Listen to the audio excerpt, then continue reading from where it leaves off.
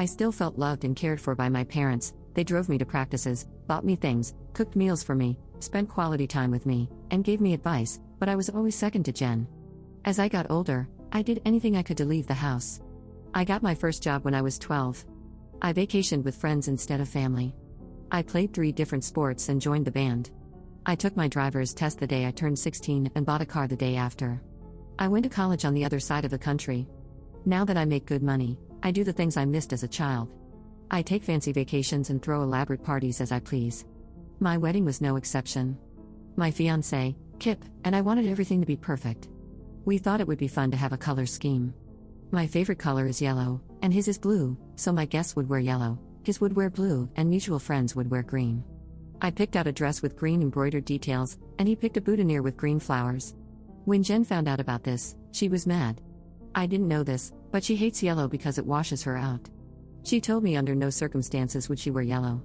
I shrugged and said that was fine, I would just kick her out if she did not wear yellow. There was no further discussion, but on my wedding day, Jen came in a purple dress. I told her to leave immediately. The color scheme was perfect, and she ruined it. Jen refused to leave until I threatened to call security.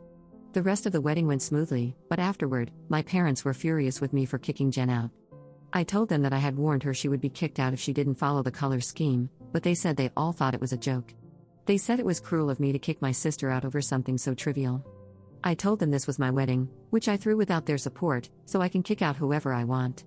Kip came rushing to defend me and even told my parents they should be ashamed of how they treated me, but over the past few days, a lot of people I've talked to, grandparents, aunts, uncles, friends, have been mixed. Some say they wouldn't have even invited Jen if they were me, while others think I should have let it slide. Edit. I figured people would assume this, but I did not ask my guests to dress head to toe in their assigned color. I completely understand that people might not have yellow formal wear lying around. I said to dress in neutral colors and or your assigned color, so someone could wear a black dress and yellow jewelry, a black suit and a yellow tie, etc., but no colors outside neutral or your assigned color. I invited Jen because she is family, and I honestly thought she was more mature than this. I did not know she hated the color yellow when I chose the color scheme. She was the only person who did not follow the color scheme. Update 1 day later. First, thanks for all of your comments. I felt so guilty the past few days and was worried it would carry into my honeymoon, but you have helped me realize that I am not the bad guy and that it's okay I responded the way I did. Last night, my parents reached out to me and asked if all the things Kip said, about how they should be ashamed, were true. At that point, I told them how my upbringing had impacted me, and how my wedding was supposed to make up for the parties I never had as a kid, and the decisions I never got to make. For the first time, I was able to call all of the shots and make everything exactly the way I wanted it to be. I even showed them this post and how most of you responded to help reinforce what I said. My parents said they had absolutely no idea how deeply their treatment had affected me. This is somewhat fair because I never really talked to them about it, but at the same time, I feel like they should have wondered why I left home as soon as I could, never came back, and hardly ever texted or called them.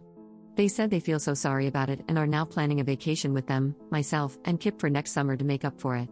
I'm trying not to get my hopes up, but at least now it looks like they're making an effort.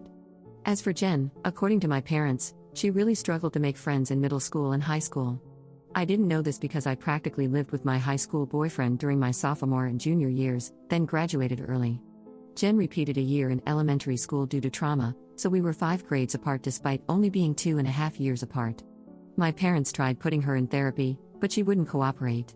College was a slap in the face for her when she realized the world didn't revolve around her. She had to live in the same 7x9 room with plaster walls and linoleum floors as everyone else.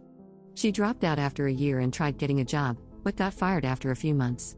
At that point, my parents realized they had really screwed up. They told Jen she had to either go to intensive therapy or they would kick her out. According to my parents, she's now taking classes at a community college and hopes to transfer to a 4-year institution. She's doing better for the most part, though she occasionally lashes out.